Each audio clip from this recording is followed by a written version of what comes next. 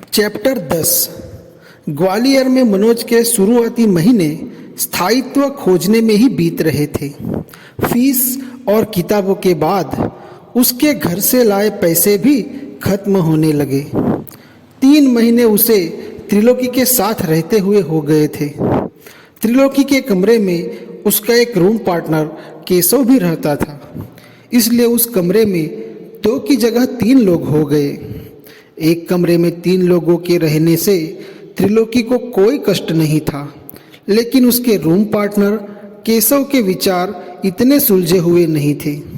त्रिलोकी का रिश्तेदार होने के कारण केशव मनोज से अलग कमरा लेने के लिए सीधे सीधे कह नहीं पा रहा था, लेकिन वह चाहता था कि मनोज कहीं दूसरी जगह कमरा देख ले। केशव बीएससी कर रहा था। वह ज़्यादातर समय किताब हाथ में लिए बैठा रहता था। बीएससी करने के कारण वह बीए करने वाले मनोज को पढ़ाई में कमज़ोर मानता था। एक दिन केशव ने मनोज से कह ही दिया, मनोज, तुम अपने लिए जल्दी अलग कमरा देख लो। 3 लोगों के एक कमरे में रहने से मेरी पढ़ाई डिस्टर्ब होती है। मनोज ने केशव को आश्वासन दिया कि वह जल्दी ही अलग कमरा किराए पे ले लेगा, लेकिन जब त्रिलोकी को इस बात का पता चला तो उसने केशव को आड़े हाथों ले लिया। केशव, 3 लोग आराम से रह सकते हैं कमरे में। मनोज ग्वालियर में नया है, इसलिए पहले साल तो ये मेरे साथ ही रहेगा। त्रिलोकी ने मनोज को अपनी जिम्मेदारी मानते हुए केशव से स्पष्ट कह दिया। त्रिलोकी के निर्णय के विरोध में केशव कुछ नहीं कह पाया, लेकिन वह मनोज से चिढ़ने लगा। एक सुबह त्रिलोकी को किसी काम से अपने गांव जाना पड़ा। मनोज कॉलेज चला गया। केशव अकेला कमरे पर रह गया। कॉलेज में एक पीरियड खाली था। मनोज और रविकांत द्विवेदी ग्राउंड में एक बेंच पर बैठकर इंग्लिश विषय को बीए में चुनने को लेकर चर्चा करने लगे। रविकांत ने इंग्लिश के लाभ गिनाने शुरू किए। मनोज, आजकल इंग्लिश के बिना कुछ भी नहीं हो सकता। इंग्लिश बहुत ज़रूरी है। मनोज इंग्लिश के नाम से ही घबराता था। उसने प्रतिवाद किया, लेकिन पीएससी में तो इंग्लिश की बहुत ज़्यादा ज़रूरत ही नहीं पड़ती। रविकांत ने दृढ़ता से कहा, पर जिंदगी में पड़ती है। और किसने कहा कि तुम पीएससी में सिलेक्ट हो ही जाओगे? अगर पीएससी में नहीं हुए तो हिंदी का झुंझुना तुम्हारा पेट भी नहीं भर पाएगा। इंग्लिश आपके लिए नौकरी के कई ऑप्शन खोल देती है। आप ट्यूशन पढ़ा सकते हैं। किसी भी स्कूल कॉलेज में इंग्लिश पढ़ाने वाले लोगों की डिमांड ज़्यादा होती है। मनोज ने जब यह यथार्थ सुना तो घबरा गया। उसने पीएससी में सिलेक्ट न हो पाने के बाद की परिस्थिति पर विचार नहीं किया था। रविकांत ने कहना जारी रखा, भाई मनोज, आप पहले ही आर्ट जैसे अनुपयोगी सब्जेक्ट लेकर गलती कर चुके हैं। इन सब्जेक्ट के दम पर मार्केट में 4 पैसे नहीं कमा सकते। अब कम से कम इंग्लिश बची है, जिसे अच्छे से सीखकर आप भविष्य कुछ तो सुरक्षित कर सकते हो। मार्केट आधारित भविष्य के हिसाब से उसने कुछ भी गलत नहीं कहा था। इसलिए रविकांत से प्रभावित होकर उसने हिंदी साहित्य और इतिहास के साथ बीए में एक सब्जेक्ट इंग्लिश लिटरेचर रखने का निर्णय ले लिया। चर्चा में शाम के 4 बज गए। कमरे पर पहुंचकर उसने देखा कि वहां ताला लगा हुआ है। वह वहीं बैठकर केशव का इंतजार करने लगा। इंतजार करते करते 2 घंटे बीत गए तो उसे केशव की चिंता होने लगी। पास ही रहने वाले केशव के एक दोस्त के घर जाकर मनोज को पता चला कि वह तो अपने गांव डबरा चला गया है। चैप्टर 11। ललितपुर कॉलोनी में त्रिलोकी के कमरे का ताला अब भी बंद था। उसकी चाबी केशव अपने साथ ले गया था। उसके लिए समस्या यह थी कि वह रात को कहाँ जाएगा। इतने बड़े शहर में इतने सारे मकानों के बीच मनोज रात को रुकने के लिए एक अध छत ढूंढ रहा था, पर कोई आसरा उसे दिख नहीं रहा था। उसे भूख लग आई थी। उसकी जेब में 20 रुपये ही बचे थे। उसने 20 रुपये के 2 छोले भटूरे खा लिए। अब बड़ी और भारी रात बितानी थी। मनोज को राजपूत बोर्डिंग में रहने वाला भदौरिया याद आ गया। वह राजपूत बोर्डिंग चला गया, लेकिन वहाँ जाकर पता चला कि भदौरिया बोर्डिंग में नहीं है, वह अपने गांव भिंड गया है। जब कोई रिश्तेदार या दोस्त पूरे ग्वालियर में मनोज का नहीं था जहाँ वह रात बिता सके, मनोज कॉलेज के बाहर अचलेश्वर मंदिर के पास बैठ गया। आज उसे महसूस हो रहा था कि रहने के लिए एक कमरा कितनी बड़ी उपलब्धि होती है। अचलेश्वर मंदिर के पास फुटपाथ पर कुछ भिखारी बैठे हुए थे। मनोज ने देर तक फुटपाथ पर बैठे इन भिखारियों को देखता रहा। कमजोर औरतें, बूढ़े बीमार आदमी मैली गठरियों को अपने पास रखे फुटपाथ पर सोने की तैयारी में थे। मनोज उसे देखकर अपना कष्ट भूल गया। वह तो आज पहली बार बेघर हुआ है। ये गरीब भिखारी तो रोज ऐसे ही रहते हैं। ये लोग क्या सोचते होंगे, क्या इच्छाएं होंगी इनके लिए सुख क्या होता है। 1-2 दूध मुँहे बच्चे अपनी माँ की छाती से चिपके हुए थे।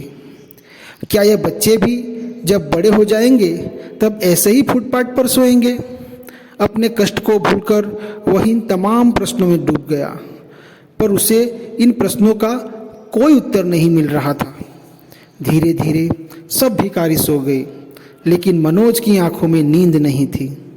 आज वह इन बेघर भिखारियों का सहयात्री था। उसकी वेदना आज इन भिखारियों की वेदना से घुल मिल गई थी। वह सोचता रहा कि क्या वह कभी इस काबिल हो पाएगा जब इन लोगों के दुखों को दूर कर सके। सारी रात उसकी जागते हुई कट गई। अपने कष्ट को भूलकर वह रात भर इन गरीब और मजबूर लोगों के बारे में सोचता रहा। सुबह उसने पास ही नल पर जाकर मुंह धोया, पानी पिया और कटारा तालाब के पार्क में जाकर बैठ गया। रात भर जागते रहने के कारण थके हुए मनोज को कटोरा तालाब की बेंच पर नींद आ गई। 2 घंटे सोने के बाद उसकी थकान कुछ कम हुई। अगले पूरे दिन वह कई बार कमरे पर गया। हर बार वहाँ ताला ही लगा मिला। अब उसके पास एक भी पैसा नहीं बचा था। उसने दूसरा दिन पूरा दिन कॉलेज में गुजार दिया और रात भूखे पेट कटोरा तालाब की बेंच पर करवटें बदलते हुए बिता दी।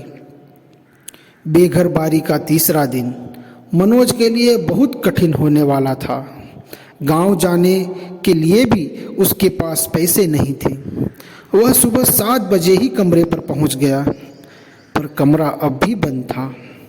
उसने ताले को पकड़कर हिलाया, लेकिन ताला हिलने से नहीं खुलने वाला था। निराश होकर वह कॉलेज चला गया, लेकिन थकान और भूख के कारण उसकी हिम्मत क्लास में जाने की नहीं हो रही थी। वह ग्राउंड में बेंच पर बैठ गया। बेंच पर बैठे बैठे उसने विचार किया कि ऐसी तकलीफें तो आएंगी ही, इन्हीं कठिनाइयों को तो पार करना है। इस विपरीत समय में भी मुझे धैर्य नहीं खोना है। मुझे पढ़ाई करनी ही है, चाहे कुछ हो जाए। अचानक उसने अपने भीतर हिम्मत महसूस की। वह उठा और तेज कदमों से क्लास की ओर चल पड़ा। उसके बाद उसने लगातार 3 क्लास अटेंड की।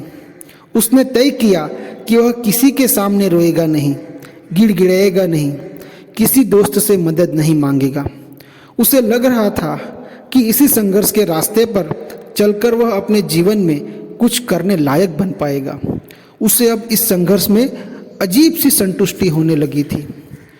रात हो गई। 2 दिन से मनोज के पेट में अन्न का एक दाना भी नहीं गया था।